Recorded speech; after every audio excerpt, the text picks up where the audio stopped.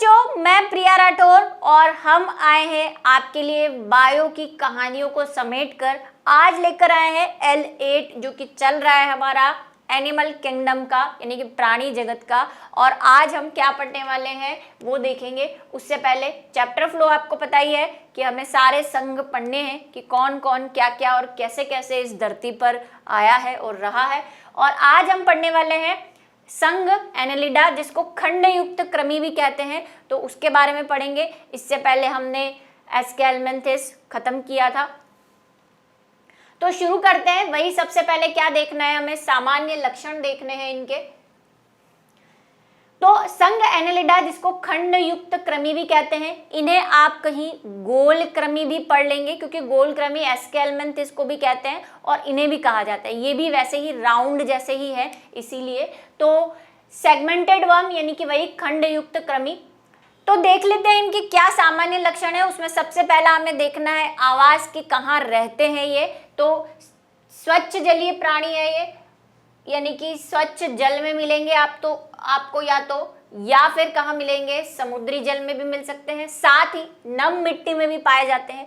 कुछ स्वतंत्र जीवी होते हैं, कुछ बिलों में रहते हैं, यानी कि वही अंडरग्राउंड बिल बना के रहेंगे, जो डरपोक टाइप के होते हैं वो, ठीक है।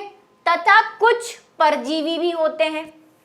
बिलों में रहने वाले का एग्जाम्पल आप ले सकते हैं अर्थवर्म यानी केचुए से, और परजीवी का एग्जाम्पल मैं आपको लिख देती हूँ जोक, जिसको हम कहते हैं लीच। जोक नहीं, चुटकुले वाला जोक, लीच जो खून सक कर लेता है आपका, वो क्या होता है, परजीवी। और मिट्टी में रहने वालों का एग्जाम्पल आपको दे ही दिया मैंने कि केचुआ रहता है। स्वच्छ जल में भी रहते हैं, जैसे नेरिस वगैरह कभी आपको जल में भी मिल जाएंगे, तो वो जल में भी रहते हैं। सम्मिति कैसी है, दिख रहा होगा आपको जितने भी केचुआ अगर आपने देखा है तो कैसा दिखता है, द्विपार्श्व सम्मिति लेकर आएगा ये द्विपार्श्व सम्मिति यानी बायलैटरल सिमेट्री प्रदर्शित करते हैं, जिसमें आपको जैसे केचुए का ही बता देती हूँ कि अगर केचुआ है ऐसा, केचुए को हमने एक बार डायग्राम भी बनाया था स्टार्टिंग में, अगर आपको ध्यान है, जब वही हमने लेक्चर नंबर 1 अटेंड किया था। तो ऐसा लंबा होता है, मैं थोड़ा छोटा बना रही हूँ, इसको कट कर देते हैं। तो ये ऐसी सम्मिति, मतलब किसी बीज काट से काटने पर ये दोनों इक्वल पार्ट्स में डिवाइड हो जाते हैं, इसलिए ये कैसी सम्मिति प्रदर्शित करते हैं, द्विपार्श्व, जो इसके पहले एस्केलमेंथिस में भी हमने देखी। ये देखिए, ये क्या है, ये वही जोक है। आपने देखा हुआ होगा, मेरे ख्याल से सभी ने देखा होगा, क्योंकि नॉर्मली बारिश के दिनों में आपको इजीली मिल जाता है जोक। और ऊपर से कई लोग कहते हैं इसमें नमक डालने से ये मर जाता है ना। अगर ये आपके स्किन से चिपक जाए तो आपका ब्लड जो है वो सक करता रहता है। इसमें बहुत सारे सक्कर्स हैं इसके मुंह पे, अभी उस वाले डायग्राम में देखेंगे। जोक है ये, इसका साइंटिफिक नेम जो है वो है हिरुडिनेरिया।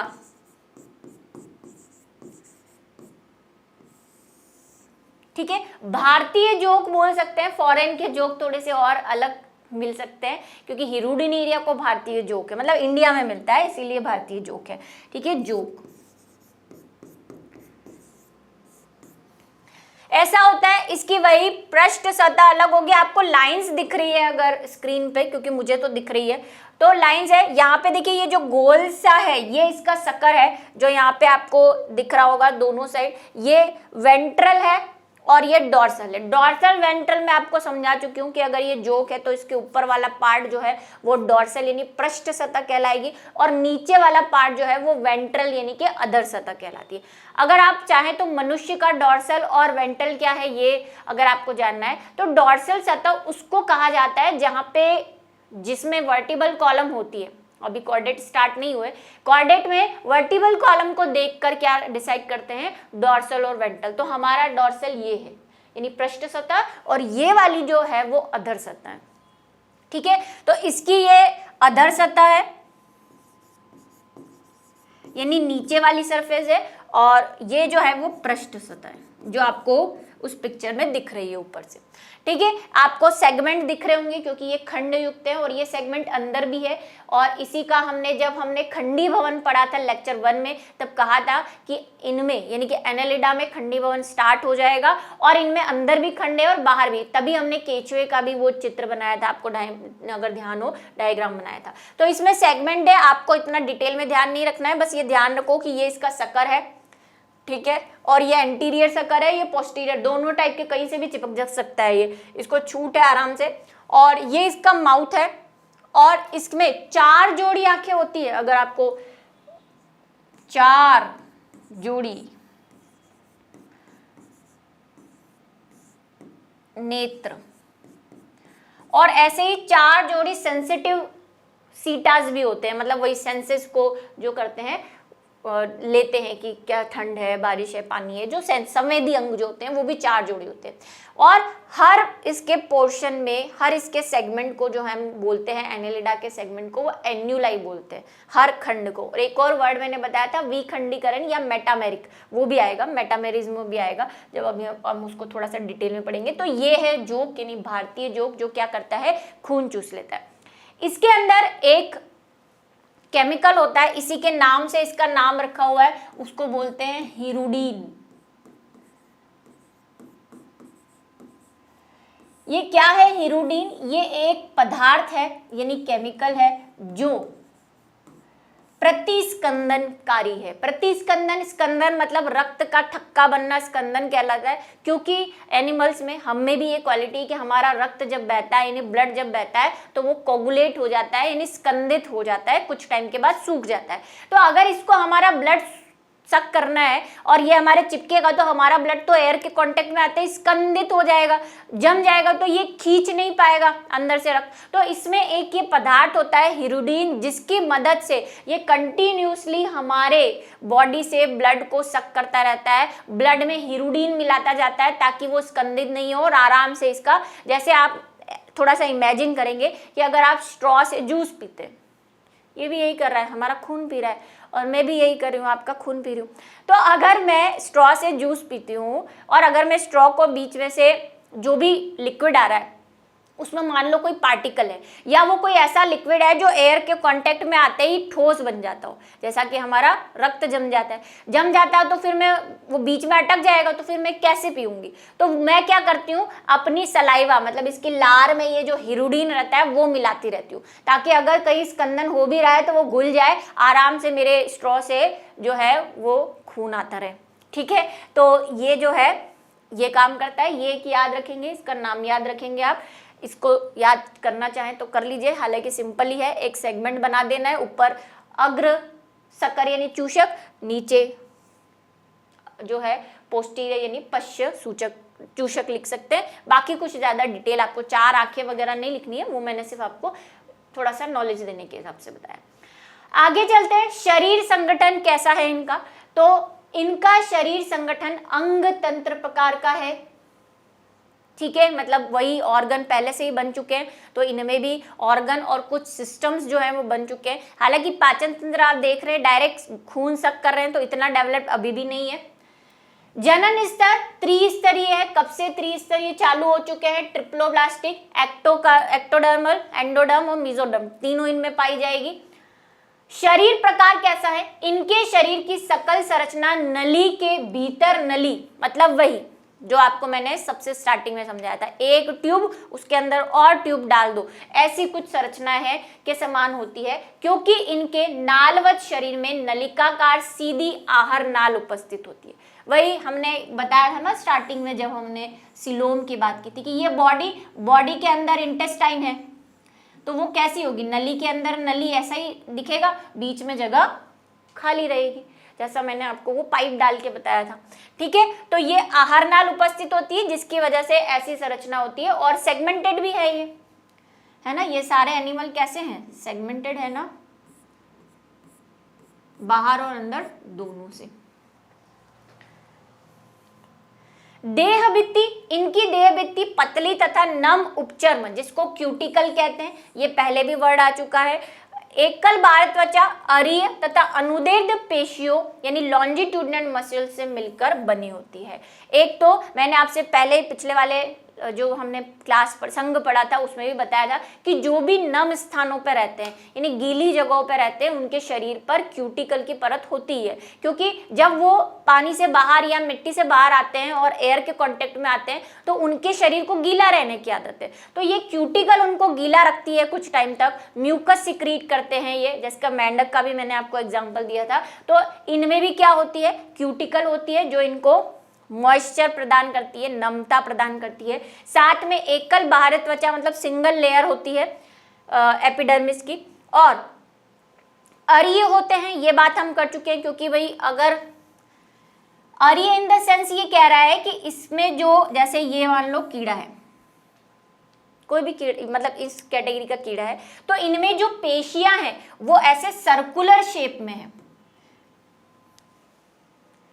जैसे ये अंदर ऐसे अरीय रूप से, और हर खंड में अलग अलग पेशी है। मतलब हमारे अंदर तो पूरा जाल है पेशियों का, इसमें हर खंड की अपनी पर्सनल पेशी है, वो भी कैसी है, सर्कुलर है, ताकि इसका शरीर जो है, अगर आपने केंचुए को देखा और केंचुआ भी नहीं देखा तो बारिश में वो केंचुए जैसे जो पतले पतले छोटे छोटे कीड़े निकलते है ना, जिसको हम बचपन में हम केंचुए समझा करते थे। बाद में जब हमें पता चला कि केंचुआ तो बहुत बड़ा होता है और मोटा भी होता है, ये तो वो बारिश में निकलने वाले छोटे मोटे कीड़े हैं, मतलब इल्लड़े टाइप के हैं, तो वो आपने देखा होगा वो ऐसे ऐसे होते रहते हैं, है ना, उनकी लंबाई और चौड़ाई बदलती रहती है। तो उसके लिए उनमें क्या होती है, अनुदैर्ध्य व अरीय पेशियां होती है। अरीय तो ये वाली हो गई जिसको हम सर्कुलेटरी पेशियां भी कहते हैं, यानी सर्कुलेटरी मसल्स भी कहते हैं, और लॉन्जिट्यूडनल भी होती है, मतलब ये लॉन्जिट्यूडनल ऐसी। तो जब लॉन्जिट्यूडनल वाली कम या ज्यादा होगी तो उसकी लेंथ कम या ज्यादा होगी, और जब अरीय वाली होगी या सर्कुलर वाली होगी तो उसकी मोटाई या चौड़ाई बढ़ेगी या कम होगी। केंचुए को देखा ही है, और नहीं तो उसको देखा है आपने, उसकी लंबाई कम ज्यादा होती रहती है। ठीक है, समझ में आ गई बात आपको। देहगुहा, इस पे हम चर्चा करने वाले हैं क्योंकि फिर कोई स्पेशल बात आने वाली है। इसमें वास्तविक देहगुहा पाई जाती है, ये तो पहले ही आ गया, लेकिन इससे पहले हमने बात की थी कि कूट गुहा जो कि एस्केलमेंथिस में देखी हमने, और अब जब हम ट्रू सिलोम की बात करने आए हैं, यानी कि हमने क्या कहा, वास्तविक गुहा की। और जब मैंने आपको वास्तविक गुहा बताया था तब मैंने आपसे कहा था कि एनसीईआरटी में वास्तविक गुहा को वास्तविक गुहा करके छोड़ दिया है, लेकिन मैं आपको एक्स्ट्रा 2 चीजें बता रही हूँ क्योंकि आगे वो नाम आएगा और वहां पे कहीं डिस्क्रिप्शन भी नहीं मिलेगा कि ये क्या है। वही बात आने वाली है। देखो, देहगुहा पट्टों के माध्यम से वेश्मों में विभाजित होती है और इस गुहा को साइजोसिलोम कहते हैं। ये लो, आगे कहीं भी बुक में साइजोसिलोम नहीं है, लेकिन जब इस संघ की बात की है वहां पे लिख दिया है साइजोसिलोम। अरे बताओ तो सही साइजोसिलोम क्या है। तो मैंने आपको बताया है फर्स्ट लेक्चर में जब हमने ट्रू सिलोम की बात की थी कि ट्रू सिलोम 2 टाइप से बनती है ना। फिर से बता रही हूँ, ये काम ही है मेरा बताना, खून चूसना। आज तो वैसे भी जोक की बातें हो रही है, ठीक है। तो क्या होता है, वही हमारी कहानी के बाहर तो क्या होनी चाहिए, एक्टोडर्म होनी चाहिए। वही मेहंदी की डिजाइन बना रही हूं मैं, आपको मैंने पहले भी बोल दिया है सही से बनाया करो, ठीक है। अंदर इंटेस्टाइन है, आहरनाल है, उस पे क्या है, एंडोडर्म है। याद करवा दूंगी मैं पूरा बना बना के, ठीक है। अब ट्रू सिलोम ऐसी होती है जिसमें इस साइड भी मेसोडर्म हो और अंदर वाली एंडोडर्म के बाहर भी मेसोडर्म हो। ये तो ट्रू सिलोम तो है, तो ये ट्रू सिलोम, लेकिन उसमें हमने 2 टाइप की ट्रू सिलोम देखी थी। एक इधर साइड बनाई थी, एंट्रोसिलोमिक प्राणी बनाए थे, और इधर बनाए थे शाइजोसिलोम, जो कि वापस में बना रही हूं कि इनमें मेसोडर्म के पाउच बनते हैं, ऐसे पाउच नहीं, सॉरी, मेसोडर्म की लेयर बनती है, पाउच तो एंट्रोसिलोम में बनते हैं, ठीक है। फिर ये दोनों मिल जाती है, फिर मैंने एक ऐसा डायग्राम भी बनाया था कि ये दोनों मिल गई यानी कि एक हो गई, ऐसे। अब इसको मिला दूं, ये दोनों ऐसी थैली जैसा बना और ये दोनों एक दूसरे से मिल गई, अब मेसोडर्म की लेयर बन गई ये।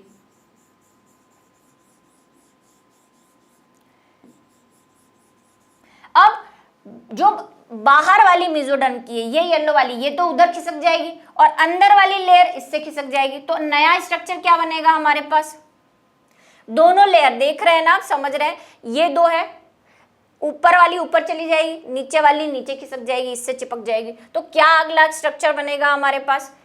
ये तो हो गई एक्टोडर्म, ये हो गई एंडोडर्म, अब सेल नहीं बना रही, और बाहर वाली मेसोडर्म बाहर चली गई, इससे चिपक गई, और अंदर वाली अंदर चली गई, इससे चिपक गई। तो हो गई ना मेसोडर्म से आस्तरित बीच में। तो ऐसा हो जाता है, लेकिन बनने का प्रोसेस चूंकि ये इस वजह से होता है, यानी कि जो मेसोडर्म की परत बनती है उसके बाहर वो अंदर जाने से बनता है। इस टाइप की सिलोम को हमने क्या कहा था? साइजोसिलोम कहा था। इसको डिटेल में हम वहां पे डिस्कस कर चुके हैं, थोड़ा सा और आपको समझा दिया। और एक होती है एंट्रोसिलोम, वो अभी आएगी आगे, जो मनुष्य में बनती है, मैंने ये भी बताया था।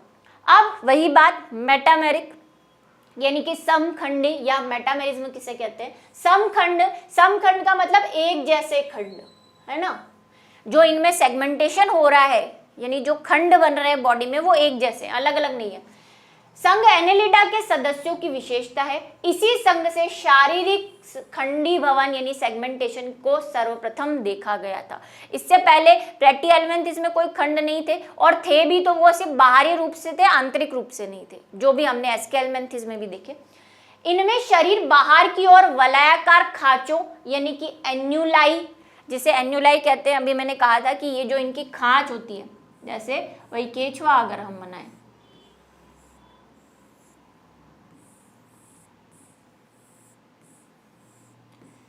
तो ये जो खांच है, बाहर से जो खंड हमें दिखाई देते हैं उसे, और इन खांचों से ये पता चल रहा है कि कौन सा खंड कहां से कहां तक है, उसे हम क्या कहते हैं? एन्यूलाई।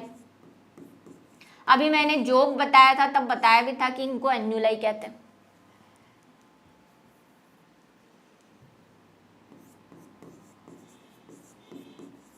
एन्यूलाई, ठीक है। अभी जोक देखा था हमने, उसमें मैंने कहा था कि इन खंडों को एन्यूलाई कहते हैं, पढ़ेंगे तो ये आ गया। द्वारा तथा भीतर की ओर से अनुप्रस्थ पट्ट यानी कि ट्रांसवर्स सेक्शन, ये क्या है भाई? अनुप्रस्थी, अनुप्रस्थ मतलब ट्रांसवर्स, ये ट्रांसफर पट्ट बने हुए हैं अंदर की तरफ, जिससे अंदर वाले भी खंड में विभाजित हो गए, द्वारा विभाजित रहता है। इन खंडों को समखंड यानी कि मेटामेरिज कहते हैं। मेटामेरिज किसको कहते हैं? एक जैसी साइज के, अलग अलग नहीं है, सब सेम साइज के हैं, इसीलिए इसको क्या बोलते हैं? मेटामेरिज यानी समखंड में कहते हैं। प्रथम खंड को पेरिस्टोमियम कहते हैं। ये हमने जब वही खंडी भवन पढ़ा था तब मैंने आपको बताया था कि इन सभी के, मतलब केचुआ तो एग्जाम्पल लिया था हमने, लेकिन इन सभी का जो माउथ होता है, उसका जो पहला खंड है, पहला वाला खंड जहां से मुख स्टार्ट होता है यानी माउथ स्टार्ट होता है, उसको पेरिस्टोमियम कहते हैं। और उसके ऊपर भी एक और खंड होता है जिसको प्रोटोस्टोमियम कहते हैं, ठीक है। तो आप सिर्फ पेरिस्टोमियम याद रखेंगे, पहले वाले जो सेगमेंट होगा उसको पेरिस्टोमियम कहते हैं।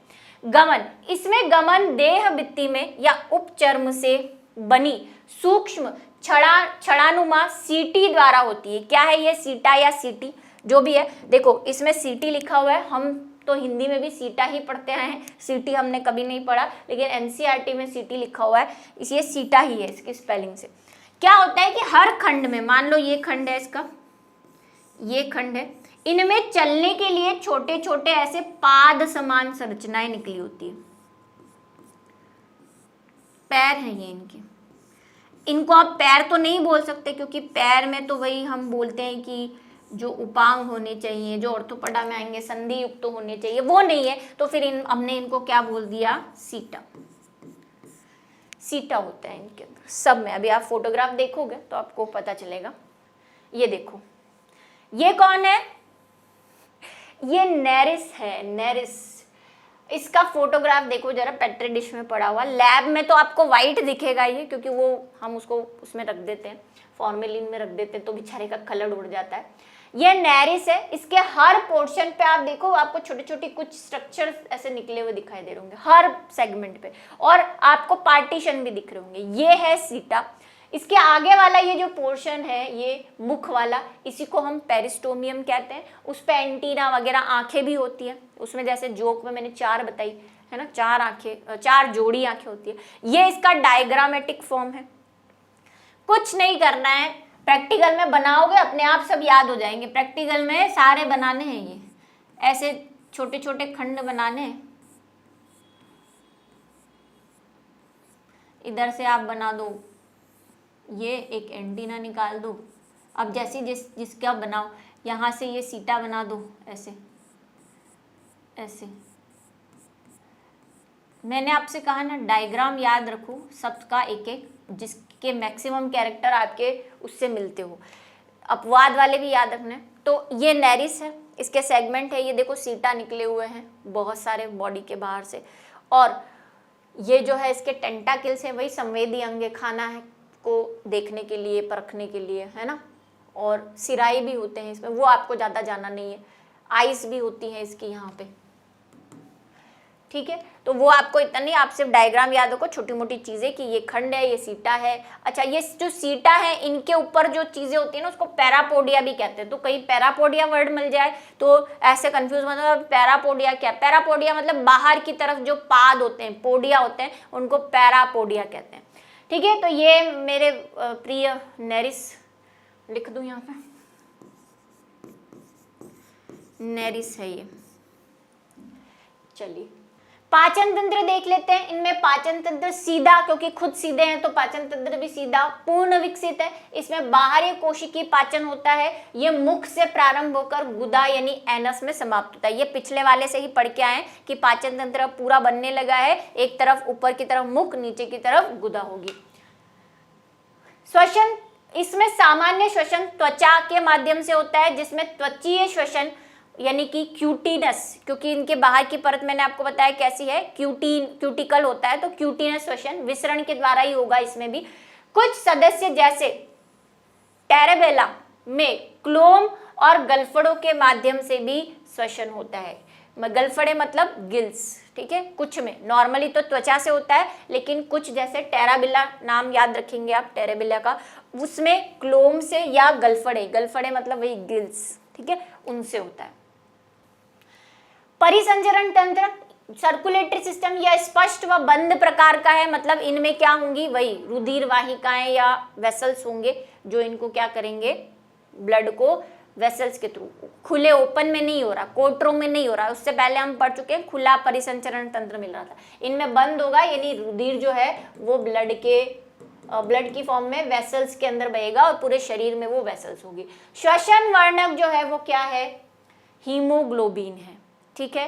हीमोग्लोबिन होता है, रुधिर में घुलित अवस्था में रहता है। हमारी तरह इनके पास भी हीमोग्लोबिन है, इसलिए जब केचुआ अगर मरा हुआ आपने देखा हो तो उसमें रेड ब्लड निकलता है।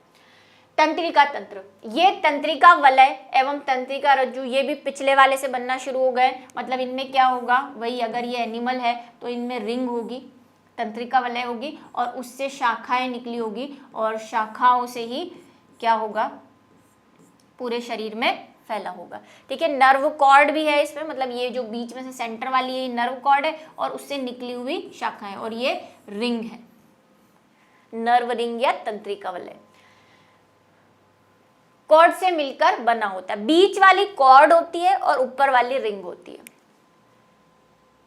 उत्सर्जन, इनमें उत्सर्जन भ्रूण के बाहरी जनन स्तर यानी कि एक्टोडर्म से, देखो मैंने कहा था ना कि एक्टोडर्म एंडोडर्म ऑर्गन्स बनाते हैं, तो यहाँ पे जो उत्सर्जित तंत्र है इनका वो कौन बना रहा है, एक्टोडर्म बना रही है। ये ज्यादा याद नहीं रहे, कोई दिक्कत नहीं है कि किससे बन रहा है। निर्मित उत्सर्गी या वृक्कक, नेफ्रिडिया है इनमें, वहीं पहले से बनने लगे। नेफ्रिडिया क्या है, जो हम में मतलब ऐसी कुछ संरचना, ऐसे जो आप 10th वगैरह में पढ़ के आए हो, वही क्या करेंगे, जो फिल्टर होगा इसमें से और जो वेस्ट मटेरियल है वो बाहर निकल जाएगा। जो देह खंडों में स्थित होते हैं, मतलब इनके देह खंड है ना, हर देह खंडे में एक एक नेफ्रिडिया, 2 या 3 4 5 जितने भी है, डिपेंडिंग ऑन द स्पीशीज कि कौन कौन सी स्पीशीज है, उसमें खंडों में क्या है, नेफ्रिडिया है, और वहां से उत्सर्जन होता है कलेक्ट होके। जनन अगर हम देखना चाहें तो ये लैंगिक जनन प्रदर्शित करते हैं। इस संघ के जंतु एक लिंगी तथा उभयलिंगी दोनों है, मतलब किसी में तो सिर्फ एक नर या मादा मिलेगा और किसी में एक ही में नर व मादा मिलेंगे। दोनों के एग्जाम्पल मैं आपको बता देती हूँ। एक लिंगी जिसमें क्या होंगे, या तो नर होगा या मादा, मतलब नर व मादा जो है वो अलग अलग शरीर में रहेंगे, उसका उदाहरण है नेरिस। और उभयलिंगी जिसको आप याद रखेंगे क्योंकि कई बार इस पे क्वेश्चन पूछा जाता है, उभयलिंगी जो एनेलिडा है वो है हमारा केचुआ, अर्थवर्म। ठीक है, अर्थवर्म को ही केचुआ कहते हैं। और कितना उपयोगी है ये आप पढ़ चुके हैं कि ये मिट्टी के अंदर रहता है, मिट्टी को उपजाऊ बनाता है ना, ये सारी चीजें आप पढ़ चुके हैं। परिवर्धन, इसमें परिवर्धन प्रत्यक्ष यानी कि या तो डायरेक्ट केचुए से केचुआ बन जाए, जो कि उदाहरण में देखो फेरिटिमा, हाँ केचुए का जो साइंटिफिक नेम है वो क्या है, फेरिटिमा।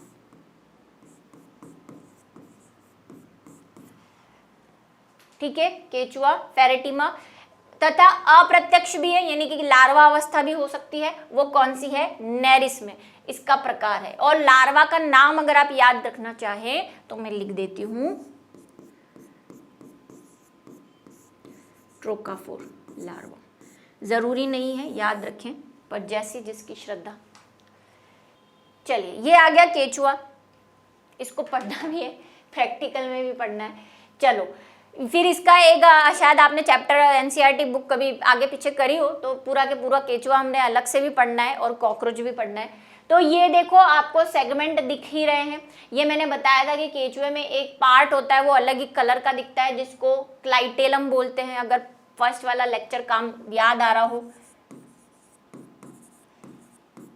हालांकि मैंने कहा अभी कि हमें पूरा केचुआ फिर से पढ़ना है। तो क्लाइटेलम के पहले वाला तो प्री क्लाइटेलम होता है, ये क्लाइटेलम, और पीछे वाला पोस्ट क्लाइटेलम होता है। इसके वही एक तरफ पेरिस्टोमियम या मैंने कहा था पेरिस्टोमियम के बाहर वाले इलाके को भी क्या बोलते हैं, प्रोटोस्टोमियम कहते हैं, और फर्स्ट वाले पार्ट को हम क्या कहते हैं, पेरिस्टोमियम। ये बात कर चुके हैं। ये माउथ की ओपनिंग है और इसके खंडों को मेटामेरिज्म कहते हैं, मेटामेरिस कहते हैं, ये भी पढ़ चुके हैं। एनस है, उधर मुख है।